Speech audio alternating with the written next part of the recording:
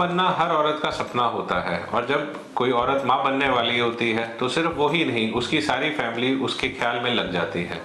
Pregnancy जब होती है या जब औरत माँ बनने वाली होती है तो उसके शरीर में बहुत सारे चेंजेस होते हैं, और वो जब वो चेंजेस होते हैं उनमें से एक चेंज जिसके बारे में आज हम बात करेंगे वो है त्वचा से रिलेटेड चेंजेस। तो मैं हूँ डॉक्टर मनदीप और ये है डॉक्टर निधि, और आज हम आपसे इसी विषय पर चर्चा करेंगे।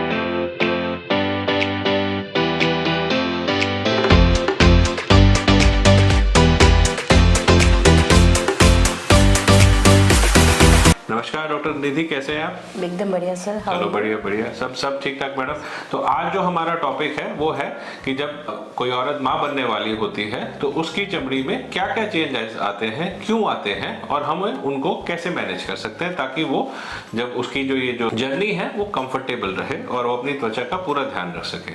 तो पहले आप ये बताइए कि जब प्रेगनेंसी होती है तो त्वचा में चेंज होते क्यों हैं? जैसा कि डॉक्टर मनदीप आपने बोला ही कि जब भी माँ बनने वाली होती है कोई औरत तो उसकी स्किन में चेंजेस आते हैं, डेफिनेटली आते हैं। और उनका मेजर कारण होता है जो उसकी बॉडी में हार्मोनल चेंजेस हो रहे हैं, उसकी वजह से उनको वो प्रॉब्लम होती है। अब वो चेंजेस किस टाइप के हो सकते हैं? डिफरेंट टाइप्स होती है, जैसे कि आपकी स्किन पे पिगमेंटेशन आ जाती है जिसको हम झाइयाँ बोलते हैं, या फिर किसी को मुहासों की दिक्कत भी हो जाती है। इनके अलावा सबसे मोस्ट कॉमन चीज़ है उनको स्ट्रेच मार्क्स का आना, जो हमारे एब्डोमिनल रीजन पे या फिर लेग रीजन पे बहुत कॉमन होते हैं। इसके अलावा उनको त्वचा में सूखा फील होना या बार बार इचिंग करना, ऐसी प्रॉब्लम्स भी फेस करती हैं। तो ये जो प्रॉब्लम्स होती हैं ये कौन से टाइम पे सबसे ज़्यादा होती है? मोस्टली ये प्रॉब्लम्स आपको थर्ड ट्राइमेस्टर में, मतलब कि जब प्रेगनेंसी का आखिरी तीसरा पार्ट शुरू होता है, लास्ट के 3 मंथ्स में प्रॉब्लम्स ज़्यादा आती है। तो दोस्तों, कहने का मैडम का मतलब ये है कि जब आपके जो प्रेगनेंसी है उसके 6 महीने हो जाते हैं उसके बाद ये प्रॉब्लम ज़्यादा आती है। हाँ। तो ये जो प्रॉब्लम है ये इसमें जो आपको देखा जाता है कि आपकी जो स्किन है वो ड्राई हो जाती है, स्किन के ऊपर पिगमेंटेशन आ जाती है, और जो वैसे बाकी मैडम ने बताया। तो मैडम जब ये सब होता है तो इनका क्या इलाज है, ऐसा हमें क्या करना चाहिए? तो पहले अगर हम बात करें तो स्किन में ड्राइनेस हो रही है, तो जो स्किन में ड्राइनेस हो रही है, क्या इसमें हम जो नॉर्मल मॉइस्चराइजर लगाते हैं वो लगाने हैं या कुछ और चीज़ों का ध्यान रखना चाहिए? नॉर्मल मॉइस्चराइज़र हम यूज़ कर सकते हैं, उसमें कोई प्रॉब्लम नहीं है, लेकिन जो हमें ध्यान रखने वाली बात है वो ये है कि किसी भी मॉइस्चराइज़र में कोई भी पैराफिन कंटेनिंग सब्सटेंस नहीं होना चाहिए। रीज़न ये रहता है कि जब भी हम कोई पैराफिन प्रोडक्ट इस्तेमाल करते हैं तो हमारे जो त्वचा के छिद्र होते हैं वो बंद हो जाते हैं। बंद होने की वजह से कुछ लेडीज़ को बॉडी पे रैशेज़ आ जाते हैं, एक्ने फॉर्म इरप्शंस आ जाती हैं, जिनसे उनको तकलीफ़ हो सकती है।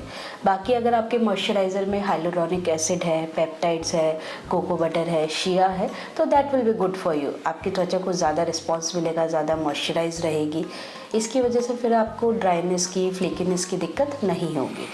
ऐसा कोई प्रोडक्ट है मॉइस्चराइजर में जो प्रेगनेंसी में बिल्कुल यूज़ नहीं करना चाहिए?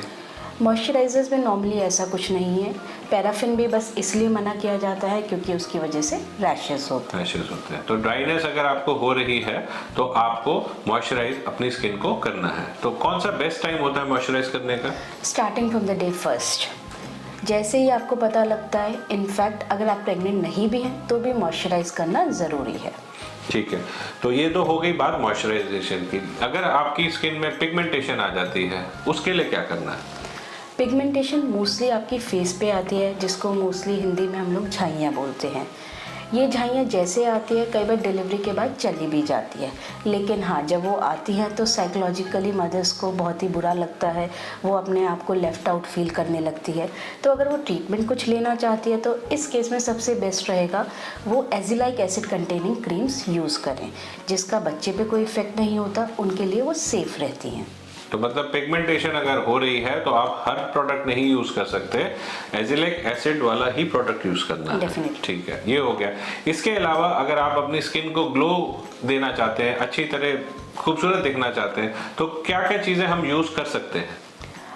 नॉर्मली प्रेगनेंसी में हम कुछ भी अलाउ नहीं करते, लेकिन देयर आर सर्टेन प्रोडक्ट्स जैसे ग्लाइकोलिक एसिड क्रीम्स है, आप यूज़ कर सकते हो, लेकिन अप टू 7%। जो हम कोशिश करते हैं कि पेशेंट ना ही यूज़ करे तो बेटर रहेगा। एज सच ग्लो के लिए आप अपना मॉइस्चराइजेशन रखिए, सनब्लॉक यूज़ करिए ताकि आपकी पिगमेंटेशन भी कम रहे।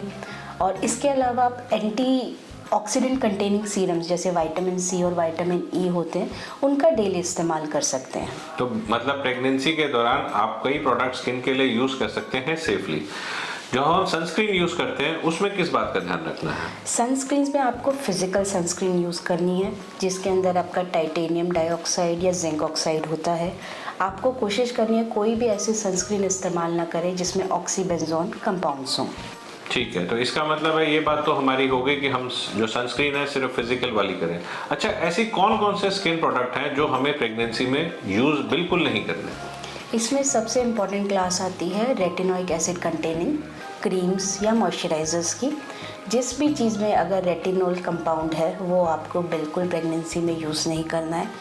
रीज़न इसका ये रहता है कि जब बच्चा पहले 3 महीने में डेवलप हो रहा होता है, उसके ऑर्गन्स बन रहे होते हैं, उस टाइम अगर इस क्रीम का एब्जॉर्प्शन होता है तो बच्चे में डिफॉर्मिटीज़ होने के चांसेस रहते हैं। तो कोई भी एंटी एजिंग क्रीम जिसमें आपका रेटिनोइक एसिड है या कोई एक्ने वाली क्रीम आप यूज़ कर रहे हैं जिसमें रेटिनोइक एसिड, एडाप्लेन या ट्रेटिनोइन जैसे कंपाउंड्स हैं, वो आपको इस्तेमाल नहीं करने हैं। दूसरा रहता है जो हम डीपिगमेंटिंग एजेंट्स यूज़ करते हैं जैसे कि हाइड्रोक्विनोन। ये मेलाज्मा में सबसे कॉमन क्रीम है जो ओवर द काउंटर इंडिया में मिल जाती है, लेकिन प्रेगनेंसी में इसका इस्तेमाल बिल्कुल नहीं करना। इसका एब्जॉर्प्शन देखा गया है कि 35% तक स्किन के थ्रू हो सकता है जो बच्चे में डिफॉर्मिटीज़ कर सकता है। तीसरा प्रोडक्ट रहता है आपका सैलिसिलिक एसिड का। सैलिसिलिक एसिड अभी भी थोड़ा सा डाइसी फेज़ में है। कुछ लोग कहते हैं कि इस परसेंटेज तक यूज़ कर सकते हैं, कुछ का कहना है हम ज़्यादा यूज़ कर सकते हैं। आई वुड एडवाइज़ कि आप उसको ना यूज़ करेंगे तो बेटर रहेगा। तो अगर आप प्रेगनेंसी प्लान कर रहे हैं तो उससे कितने दिन पहले आप कोई भी जो भी स्किन की क्रीम्स और टैबलेट्स वगैरह लेते हैं, किस टाइम पहले तक बंद हो जानी चाहिए? आइडियली जो हमारी बुक्स में होता है वो हम 1 मंथ बोल के चलते हैं, बट आई एडवाइस पेशेंट की आप 3 महीने पहले अपना जो भी एक्ने का ट्रीटमेंट है या जो क्रीम्स वगैरह आप यूज़ कर रहे हैं उनको बंद कर दीजिए। ठीक है, तो इसका मतलब ये है कि आप बहुत सारी आजकल क्रीम्स ऐसी हैं और ऐसे बहुत सारे प्रोडक्ट्स हैं जिसमें आपके और आपके बच्चे को नुकसान पहुंचाने वाली चीज़ें हैं। तो अगर आप प्रेगनेंसी प्लान कर रहे हैं तो प्रेगनेंसी से कम 3 महीने पहले आप सारे प्रोडक्ट्स को खोल के देखिए उनमें से कौन सा प्रोडक्ट है। जो मैडम ने बताए हैं वो 4-5 नाम है, लेकिन वो लिस्ट बड़ी भी हो सकती है। तो इसीलिए आप अगर ऐसा आपको किसी में भी कंफ्यूजन है तो आप डॉक्टर निधि से मिल सकते हैं। डॉक्टर निधि यहाँ पर गुड़गांव में प्रैक्टिस करते हैं। हमारे सेंटर फॉर लेजर्स और प्लास्टिक सर्जरी है यहाँ पर पारस हॉस्पिटल में डॉक्टर साहब की ओपीडी होती है। तो जब भी आपको कोई कंफ्यूजन हो तो आप मैडम से मिलकर बात कर सकते हैं। और अगर आप गुड़गांव में नहीं रहते तो आप बाहर कहीं पर भी किसी भी क्वालिफाइड डर्मेटोलॉजिस्ट से बात कर सकते हैं। और जो जो चीज़ें डॉक्टर साहब ने आपको बताई हैं उन चीज़ों का ध्यान रखिए। सारी मेडिसिन अगर आप प्रेगनेंसी प्लान कर रहे हैं तो 3 महीने पहले एक बार बंद हो जानी चाहिए और उसके बाद सिर्फ वही जो प्रूवन है कि प्रेगनेंसी में और जो है सेफ है, आपने वही प्रोडक्ट यूज करना है। प्रेगनेंसी उस दिन से नहीं स्टार्ट आपने प्रिपरेशन करनी जब आपको पता चले कि आप प्रेग्नेंट है। आपको कम से कम उससे 3 महीने 6 महीने पहले करनी है। इसके अलावा प्रेगनेंसी में किस चीज़ का ध्यान रखना चाहिए जिससे आपकी स्किन जो है वो ठीक रहे? लाइफस्टाइल के बारे में। लाइफस्टाइल से जैसे प्रेगनेंसी में ऑलरेडी पेशेंट अपना ध्यान रखता है, उसकी फूड हैबिट्स बेटर हो जाती, वाटर इनटेक उसका अच्छा हो जाता है। कुछ पेशेंट्स एक्सरसाइज भी करते हैं जो भी उनके डॉक्टर्स ने रिकमेंड किए होते हैं, तो दैट विल डेफिनेटली आपकी स्किन पे इफ़ेक्ट देता है। इसके अलावा आप अपना नॉर्मल योगा वगैरह कर सकते हैं, mild yoga, not the severe one, जो आपको सेफ रखेगा आपको और आपके बच्चे को। फ्रूट्स वगैरह का, विटामिन सी का इंटेक आप बढ़ा सकते हैं डाइट में।